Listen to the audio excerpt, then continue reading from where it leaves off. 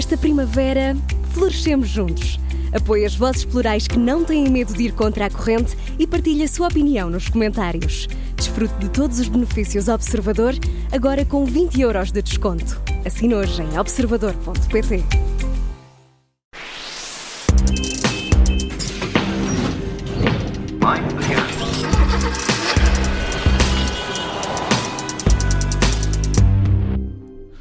Operação Stop na Rádio Observador, como sempre, com o Alfredo Lavrador. Alfredo, como estás? Tudo bem contigo? Eu lindamente, e tu? Também, eu estou bem, obrigado. Estás pronto então? Mais uma vez? Exatamente. Estás pronto então para olhar para este mundo automóvel? Vamos olhar para veículos elétricos, até porque a BYD, o fabricante de veículos elétricos, anunciou que pretende lançar em 2025 dois modelos capazes de recarregar as baterias em 5 minutos e com energia necessária para percorrer 400 km. Será isto possível? É o que vamos olhar neste episódio do Operação Stop. Antes de mais, é possível ou não, Alfredo? É possível. Mas para que se perceba bem o porquê da coisa, como se costuma dizer, vamos partilhar alguns dados com os nossos ouvintes. É o melhor. Por exemplo, isto não nasce do nada, sabes que isto não é... Há quem diga que os resultados são 90% transpiração e 10% inspiração. Neste caso também se verifica, porque a China começou a apostar nos veículos elétricos em 2001. Tu lembras-te, como eu e muitos dos nossos ouvintes, que nas cidades chinesas, nas grandes cidades chinesas, Pequim, Xangai, etc., os condutores chegavam a não conseguir ver o carro da frente. Esquece lá se fazia mal aos pulmões e morriam de coisa. E morriam cedo. A poluição era de tal monta que não se via o carro da frente. Era uma coisa lamentável. E então a China, porque isto implica gastos enormes com a saúde, não podes, por simplesmente, deixar morrer a população, porque no caso da China, precisas deles para trabalhar. A China decidiu investir nos carros elétricos, que são aqueles que efetivamente não poluem no local em que se deslocam. Uhum. Isto em 2001, há 24 anos. Mas, e para dar uma ordem de grandeza, só entre 2009 e 2022, foi um período bastante mais curto, o governo chinês subsidiou a compra de veículos elétricos para fomentar o crescimento da indústria, mas sobretudo a investigação tecnológica em novas baterias, novos motores, novos sistemas de carga e por aí fora. Gastou neste caso, neste período de tempo que te falei, que estamos a falar de 13 anos, 28 mil milhões de euros. Nesse mesmo período, o mundo ocidental, a Europa incluída, não se aproximou deste valor nem de perto nem de longe, pelo que se pode dizer, sem margem para grandes dúvidas, que a China efetivamente está mais avançada nesta tecnologia do que os veículos europeus. Mas, como tu disseste no arranque deste podcast, a BYD anunciou que pretende lançar já em abril 2 modelos. Ambos capazes de recarregar a energia necessária para percorrer mais de 400 km em apenas 5 minutos. Pois, Alfredo, isso deixa-me aqui algumas dúvidas. Como é que é possível acontecer uma coisa desse género? É que, por exemplo, 5 minutos é quase o tempo que se demora a abastecer um depósito de gasolina. Sim, é um facto. Mas a verdade é que, por exemplo, e isto é um valor muito superior aos carregadores mais potentes que existem no mercado, nomeadamente o da Ionity, que carrega a 350 kW, ou os da Tesla, os já disponíveis em Portugal, carregadores de 250, mas vem aí agora no final do ano, na segunda metade do ano, os primeiros a 500 kW. Logo este oferece entre 2 a 3 vezes mais potência do que aquilo que existe. Mas a verdade é que vamos ter que esperar com alguma desconfiança para ver se os chineses, que habitualmente fazem grandes anúncios que depois se esfumam no ar, se materializam esta solução. E se é mesmo como eles dizem. Eu não me consigo esquecer que a CATL, um dos maiores fabricantes chineses de bateria, anunciou em 2020 que estava pronta a arrancar com a produção em massa de baterias sólidas. E sabes uma coisa, José Rafael? Até agora ainda não vi nenhuma.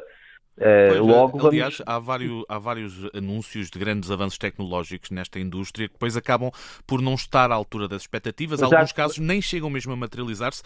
Este caso da BYD, acreditas que pode ser um desses casos? Olha, porque na prática precisamos de avanços nesta tecnologia, eu esperava que não. Eu espero sinceramente que eles consigam materializar. Agora, a verdade é que temos de ter presentes que há muitos dados que são aqueles que são mais importantes no anúncio da BID que não se conhecem ainda. O que não é de todo estranho, porque quando tu vais anunciar um avanço tecnológico, guardas algumas cartas na manga.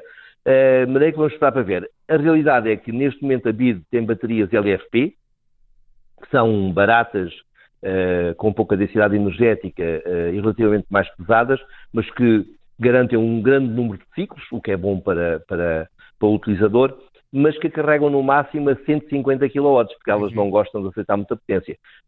O salto é tão grande, de 150 para 1000 kW, que é o tal megawatt que eles falam, que exige algumas explicações adicionais. É só isto, é a mera curiosidade. Vamos esperar para ver.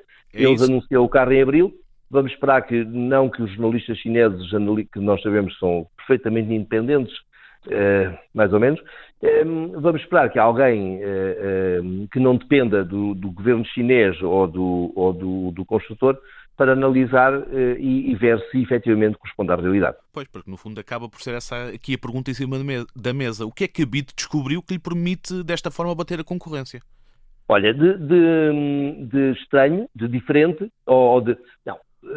melhor dizendo, aquilo que a BID anuncia, que assim aos olhos de um leigo pode parecer, aqui está o segredo, é que vão utilizar semicondutores, os vulgares chips, em silicon carbide, que em português é qualquer coisa, é um nome menos agradável, uma vez que é carboneto de silício, não é tão sexy, mas é o que é.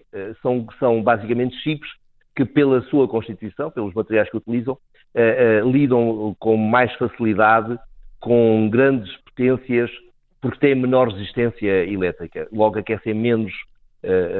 Mas já está. O chip é fundamental numa bateria, mas não é aquilo que provoca os incêndios, não é aquilo que provoca o aquecimento, porque isso é ao nível da química das baterias. E eles ainda não anunciaram. Certamente não são LFP, quase que apostaria que não são, mas sabes que isto, às vezes, a pessoa apostar, às vezes perde. E também podemos recordar aos nossos ouvintes que o primeiro carro elétrico a montar chips de carboneto de silício foi o Tesla Model 3. E na China, hoje, até um dos carros mais recentes, que é o Xiaomi, que nós conhecemos dos telemóveis, marca que nós conhecemos dos telemóveis, também utiliza chips de silicon carbide. E ainda assim, nenhum deles carrega 1000 kW. Alfredo, vamos olhar para um ponto que também é muito importante, que é o ponto da economia. Esta capacidade de recarregar com potências de 1000 kW é quase 3 vezes mais do que hoje é possível. Isto é economicamente viável? Este é um ponto muito importante, Sr. Rafael. Uma vez que, só para dar uma ideia, mais uma vez a quem nos ouve, um carregador daqueles a 150 kW, são os mais potentes que existem aí no mercado nacional, exceptuando os da Ionity e os da Tesla. Aqueles são, podemos considerar públicos, digamos assim. Estes carregadores de 150 kW podem custar cerca de 100 mil euros. Aqui há que juntar, que já é uma massa, não é? Aqui há que, por isso é que nas bombas de gasolina tens aí 2, e já não é mau, e às vezes 4, assim na loucura. Mas a que tens que juntar o investimento necessário para teres quantidade de energia suficiente para alimentar 2 ou 4 carregadores com esta potência. Por exemplo, deixa-me recordar, quando a Ionity, a Tesla trata das suas necessidades internamente. A Ionity montou os carregadores na rede nacional, associada à Mobié, e montou os primeiros em Almodóvar, como tu te lembras, a caminho do Algarve, etc. E tinha, agora não tenho presente, se tinha 2, se tinha 4 na estação de serviço, porque a necessidade de energia em pleno Alentejo era brutal e por isso simplesmente não existia. Logo, isto tem um custo associado. E se tu começares a somar tudo, é complicado. A Tesla tem a vantagem porque, basicamente, como produz baterias estacionárias, aquelas que vende para as casas, juntamente com os painéis solares, etc., e já vende em Portugal, inclusivamente, utiliza baterias estacionárias para armazenar energia que depois é entregue ao cliente quando ele chega. Logo não precisa de tanta potência instalada. Mas a verdade é que o investimento tende lá a estar e isso tem custo. E para os condutores, estas recargas de baterias fazem sentido? Esse é o outro problema, mas eu acho que os nossos ouvintes podem decidir por eles próprios. Vamos imaginar que 400 km permite chegar ao Porto ou ao Algarve. Até dá para ir mais longe.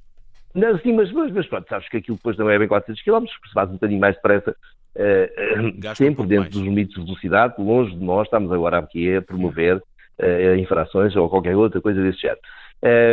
Quem o fizer, faz favor de não mandar as multas para o observador, que nós não estamos no negócio de pagar multas a ninguém. Agora, depois de fazer uma viagem de 400 km, tu queres parar para beber um café, para ir à casa de banho, não sei o quê. Ou seja, 5 minutos não te resolve o problema. Ou seja, podes perfeitamente parar 10 ou 15 minutos. Ou seja, é aquela situação típica do bom ser inimigo do ótimo. É claro que tu não queres perder muito tempo para recarregar o carro. Quando antigamente se falava numa hora ou até mais para recarregar o carro, ou até mesmo mais de meia hora, ninguém queria. Mas tudo depende de quanto é que vais cobrar para recarregar em 5 minutos. Porque se cobrares metade para recarregar em 10, vão abundar os clientes que preferem 10 minutos. E há outro problema, é que não há postos para carregar a 1000 kW, a 1 megawatt. 1 megawatt, para as pessoas terem uma ideia, uma vez que às vezes as potências em eletricidade são complicadas, equivale a 1360 cavalos. É uma potência completamente absurda, que provoca grandes aquecimentos, grande esforço em todo o material, e que eu saiba, a BID anunciou inaugurar em breve os primeiros 500 pontos de carga na China, dos 4.000 que quer produzir, mas não mencionou a construção de nenhum posto de carga na Europa. Logo, boa sorte com os clientes que querem recarregar a 1000 kW em solo europeu. Boa sorte também para ti, Alfredo Lavrador. A Operação Stop fica por aqui e regressa para a semana. Até lá, um grande abraço, Alfredo, tudo a correr bem. Abraço.